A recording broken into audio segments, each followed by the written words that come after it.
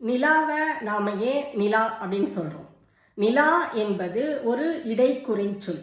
இடைக்குறை தமிழ் இலக்கணத்துல ஒரு சொல்லின் நடுவில் வரக்கூடிய ஒரு எழுத்தை குறைத்து ஒலித்தல் என்பதுதான் இந்த இடைக்குறை என்ற தமிழ் இலக்கணத்தின் பொருள். ஆக இந்த இடைக்குறை என்பது எப்படி நிலா என்ற சொல்லை உருவாக்குது அப்படின்னு பார்க்கலாமா? நில் என்பது வினைச்சொல். நில் என்பது நமக்கு தெரியும், ஓரிடத்தில் நிற்பது. ஆக இந்த நில் என்ற வினைச்சொல்லின் ஈறுகெட்ட எதிர்மறை பெயரச்சம் என்பதுதான் நில்லா என்ற சொல்.